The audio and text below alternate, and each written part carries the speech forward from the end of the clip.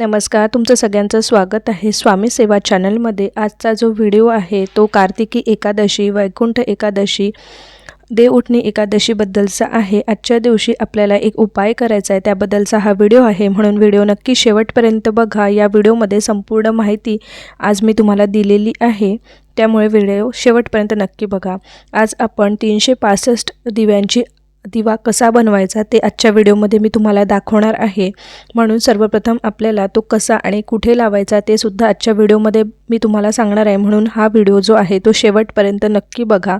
आज आपण घेतलेला आहे लाल धागा म्हणजे मौली, सोबतच आपण एक आपले वाळलेलं खोबरं जे असतं नारळ त्याची वाटी घेतलेली आहे। तुम्ही याला एक दिवा लावायचा असेल तुम्ही एक घेऊ शकता, 5 दिवे लावायचे असेल तर 5 घेऊ शकता।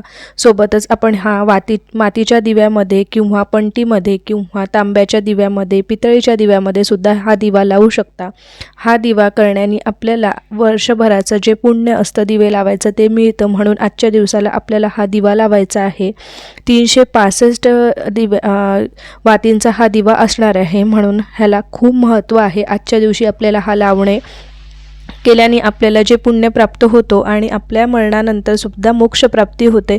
म्हणून आणि आपल्या पूर्वजांचे जे वाईट कर्म असतील किंवा आपल्या हातून कळत नकळत ज्या काही चुका झालेल्या असतील, आपल्या जीवनामध्ये जे काही संकटे येणार असतील त्यासाठीचा हा दिवा जो आहे जर आपण प्रज्वलित केला आजच्या दिवशी, आजपासून आपण हा दिवा पौर्णिमेपर्यंत लावू शकतो। दररोजसुद्धा आपण हा दिवा लावू शकतो। हा दिवा आपण आपल्या घराच्या उंबरठ्यावर, कुठल्या मंदिरामध्ये, विष्णूच्या मंदिरामध्ये, शंकरजीच्या मंदिरामध्ये किंवा आपल्या देवघरामध्ये सुद्धा आपण लावू शकतो। त्यासाठीचा हा मी व्हिडिओ बनवलेला आहे। व्हिडिओ शेवटपर्यंत नक्की बघा, संपूर्ण माहिती या व्हिडिओमध्ये तुम्हाला देते आहे मी। म्हणून आपण सर्वप्रथम 5 दिवा लावायचा आहे किंवा एक दिवा लावायचा आहे, त्यासाठी आपण ही वाटी घेतलेली आहे खोबऱ्याची। आता आपण हा जो लाल धागा आहे हा बाजारामध्ये मिळतो, हा घेतलेला आहे आणि हा धागाचा आपण 365 ज्या आहे त्या वाती करून घेतलेल्या आहे। त्या कशा करायच्या त्या या व्हिडिओमध्ये मी तुम्हाला सांगणार आहे। आता सर्वप्रथम आपल्याला हा धागा घेतल्यानंतर ह्या धाग्याला किती आपल्या त्या धाग्यामध्ये धागे आहेत हे बघायचे आहे, त्यामुळे हा धागा आपल्याला कुठल्या पण पूजेच्या दुकानामध्ये मिळेल। आता हा धागा जेव्हा आपण घेतो तेव्हा घेतल्यानंतर आपण हा बघायचा आहे की हा धागा आपण घेऊ शकतो। शिवाय आपण आपल्या घरातील कापसाच्या वातीच्याही 365 वाती बनवू शकतो, पण त्या करण्यात आपण न करता आपण जर आपल्या लक्ष्मीप्राप्तीची इच्छा असेल तर लाल धागाच वापरावा। जर आपल्याला फक्त सुखासाठी हा उपाय करायचा असेल तर तुम्ही पांढरा धागा घेऊ शकता, सुती धागा घ्यायचा आहे, कॉटनचा धागा आपल्याला व्हायचा आहे। त्यामुळे ह्यामध्ये आपण बघणार आहोत की किती वाती आहे। आता हे बघा, मी अशा पद्धतीने एखादं कार्ड घ्यायचं आहे, त्यावर आपल्याला हा आपण गुंडाळायचा आहे, जेणेकरून आपल्याला ज्या वाती आहेत, आता ह्यामध्ये ज्या मी तुम्हाला दाखवते आहे की कशा पद्धतीने आपण वाती तयार करू शकतो। आता हा कट करून घेतलेला आहे बघा, यामध्ये आपल्या 2 वाती तयार झालेल्या आहेत। तर 2 वातीची आपण ह्याच्यामध्ये मोजू शकतो। हा 12 धाग्यांचा एक धागा बनलेला आहे, म्हणून 6 धाग्यांचा एक धागा बनलेला आहे, म्हणून 2 वाती आपल्या तयार झालेल्या आहे 12 धाग्यांच्या, म्हणून आपण 365 डिवायडेड बाय 12 केलेले आहे। आता बघा आपल्याला म्हणून किती आपण घेणार आहे, म्हणजे 12 गुणिले 30 म्हणजेच आपल्याला संख्या जी आलेली आहे त्यानुसार आपण करतो आहोत। तुम्ही सुद्धा तुमच्या धाग्यामध्ये धागे किती आहेत ते बघायचे आहे आणि त्यानुसार ह्या ज्या वाती आहेत त्या बनवायला घ्यायच्या आहे, अशानुसार आपण बनवून घेणार आहोत। आपण बघा 2 घेतलेल्या, पहिले आपल्या 2 बनवून झालेल्या आहे, म्हणून आपण आता उरलेल्या ज्या वाती आहेत त्या बनवायला घेतो आहोत। अशा पद्धतीने बघा धागा गुंडाळत जायचा आहे, 4 5 6 जितक्या तुम्हाला 365 ला लागणार आहे त्या पद्धतीने गुंडाळत जायचा आहे आणि त्यानुसार हा धागा आपण बनवून घेतो आहोत। बघा मी आता मला जेवढ्या लागणार आहेत वाती तेवढ्या पद्धतीचा मी जो धागा आहे तो गुंडाळून घेतलेला आहे। आता बघा म्हणजे आपल्या 360 वाती तयार होतील, 12 गुणिले 30 म्हणजे 360 वाती आपल्याला तयार होतील।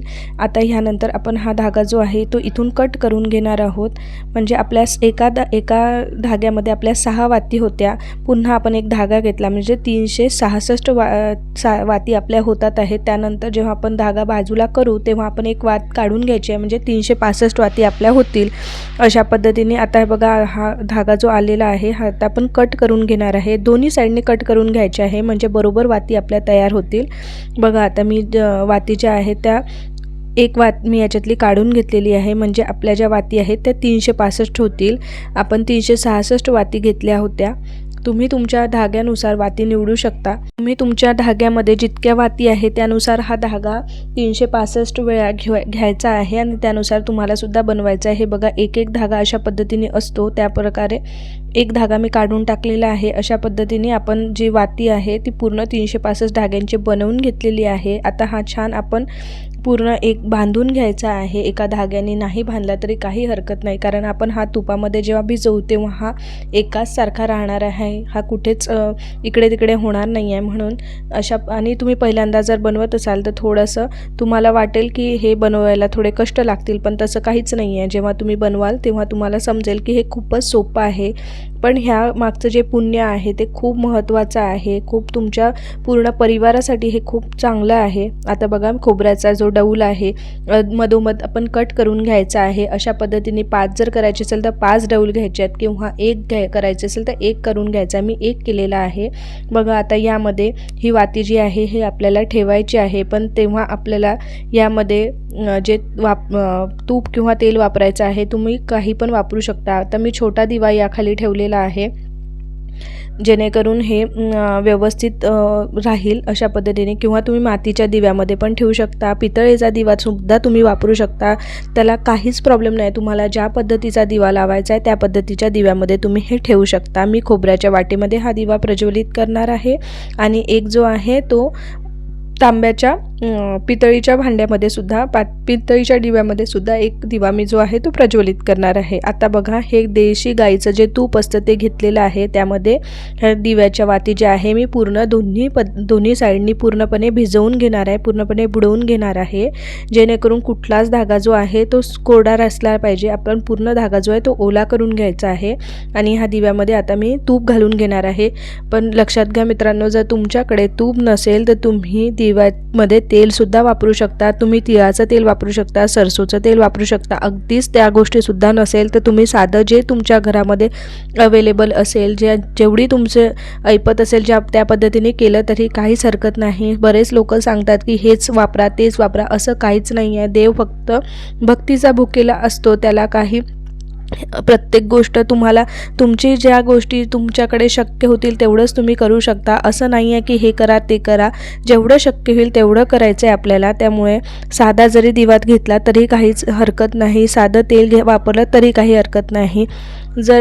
कारण देव तुम्हाला भरभरून देईलच, तेव्हा देईल तेव्हा तुमच्याकडे असेल तेव्हा तुम्ही ते नक्की वापरा. पण नसेल तर तुम्हाला जे आहे त्यामध्ये तुम्ही करू शकता, कारण की त्यामुळे सुद्धा तुम्हाला तेच फळ प्राप्त होणार आहे. म्हणून आता आपण ह्यामध्ये तूप वापरून घेतलेलं आहे. माझ्याकडे तूप होतं म्हणून मी तूप टाकलेलं आहे. आता ह्या दोन्ही दिव्याला आपण पाणी फिरवून घेणार आहोत ह्याच्या आजूबाजूला. आता आपण पाणी फिरवून घेतलेलं आहे. आपण आता ह्या दिव्याची पण पूजा करून घेणार आहे. जसं आपण बाकी गोष्टींची पूजा करतो त्या पद्धतीनेच आपण ह्याची सुद्धा पूजा करून घ्यायची आहे. आता फुलांनी सुद्धा आपण पाणी फिरवून घेतलेलं आहे. आता आपण थोडंसं कुंकू घेणार आहोत आणि कुंकूसुद्धा संपूर्ण दिव्याला लावून घेणार आहोत. 5 ठिकाणी आपण कुंकू लावून घ्यायचं आहे. 5 वेळा आपण कुंकू लावून घेतलेलं आहे. ओलं करून लावायचं आपल्याला कुंकू, आणि सोबतच हळदसुद्धा लावायचं आहे. चंदन जर तुमच्याकडे असेल तर तुम्ही ओलं चंदनसुद्धा लावू शकता दिव्याला. अशा पद्धतीने आपण चंदन हळद लावून घेतलेली आहे. आणि बरेच लोक आजच्या दिवशी दिव्यामध्ये हे टाकतात, आपलं लाह्या टाकतात, पण त्या लाह्या आपल्या तांदळाच्या असतात म्हणून त्या वापरायच्या नाही आहेत. ह्या लाह्या आपल्याला टाकायच्या नाही आहेत. बरेच व्हिडिओ मी बघितले त्यामध्ये या लाह्या टाकताना दाखवलेल्या. आता आपण या दिव्यामध्ये थोडेसे तीळ टाकून घेणार आहोत, कारण की तीळ जे आहे ते माता लक्ष्मीला अत्यंत प्रिय आहे. आपल्याला लाह्या टाकायच्या नाही आहे. पुन्हा एकदा सांगते, लाह्या ज्या आहेत त्या आपल्याला दिव्यामध्ये वापरायच्या नाही आहे. बाकी दिवशी तुम्ही लाह्या वापरू शकता, पण ह्या लाह्या ज्या आहेत त्या तांदळाच्या असतात म्हणून एकादशीच्या दिवशी या लाह्या आपण दिव्यामध्ये टाकायच्या नाही आहे. सोबतच बरेच लोक आपल्या चुनरीमध्ये आपले तीळ घेऊन ते सुद्धा अर्पण करतात, पण ते न करता आपण दिव्यामध्ये थोडे तीळ टाकून आणि थोडासा प्रसाद म्हणून गूळ टाकून घेणार आहोत, कारण की आपण दिव्याची पूर्ण पूजा केलेली आहे म्हणून आपण थोडासा नैवेद्य दाखवलेला आहे. पुन्हा पाणी फिरवून घेतलेलं आहे. त्यानंतर ही दिव्याची वात जी आहे ती प्रज्वलित करून घ्यायची आहे. ही सहज पेटते. जर तुमची सहज पेटली तर तुम्ही थोडासा कापूर जो आहे तो दिव्याच्या वातीच्या कॉर्नरवर सुद्धा टाकून शकता. पण ही आपण थोडीशी ही वात जी आहे अशा पद्धतीने पेटून घेतो आहोत। अशा पद्धतीने दिवा जो आहे तो लावून घ्यायचा आहे। त्याच्यानंतर हा दिवा तुम्ही तुमच्या घराच्या उंबरठ्यावर किंवा देवघरामध्ये किंवा कुठल्याही देवळामध्ये किंवा आपल्या तुळशीजवळ सुद्धा प्रज्वलित करू शकता। त्यानंतर ह्या दिव्याखाली सुद्धा आपण जेव्हा ठेवू तेव्हा आपल्याला थोडेसे तीळ ठेवायचे आहे। बाकी दिवशी तुम्ही थोडेसे तांदूळ अक्षत ठेवले तरी चालेल, पण ज्या दिवशी एकादशी आहे त्या दिवशी तांदूळ न ठेवता आपण दुसरं कुठलेही धान्य वापरू शकता, तीळ वापरू शकता। म्हणून आज मी या दिव्याखाली थोडे तीळ ठेवणार आहे। त्यानंतर हा दिवा जो आहे मी माझ्या देवघरामध्ये आणि एक दिवा जो आहे तो तुळशीजवळ लावून घेणार आहे। तुम्हाला या व्हिडिओमध्ये मी संपूर्ण माहिती जी आहे ती दिव्याबद्दलची सांगितलेली आहे। जरी तुम्हाला काही अडचण असेल तर तुम्ही मला कमेंट बॉक्समध्ये कमेंट करून सांगू शकता की तुम्हाला अजून काही अडचणी असतील, काही प्रश्न असतील विचारायचे, ते सुद्धा तुम्ही विचारू शकता। आता आपण पाणी सुद्धा दिव्यावर फिरवून घेतलेले आहे आणि अशा पद्धतीने आपला जो दिवा आहे एक 365 वातींचा तो सुद्धा आता लावून झालेला आहे। आपण फूलसुद्धा या दिव्याला वाहून घेतलेला आहे।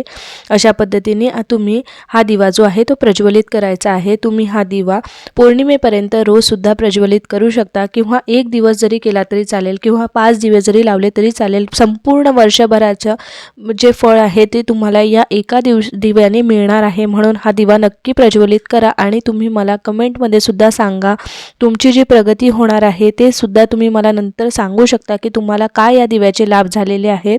आणि हा दिवा नक्की तुम्ही एकादशीच्या दिवशी प्रज्वलित करा आणि तुमच्या घरामध्ये सुख समृद्धी शांती घेऊन हा दिवा येईल, तुमचं सगळं मंगल करेल। धन्यवाद। श्री स्वामी समर्थ। जय जय स्वामी समर्थ।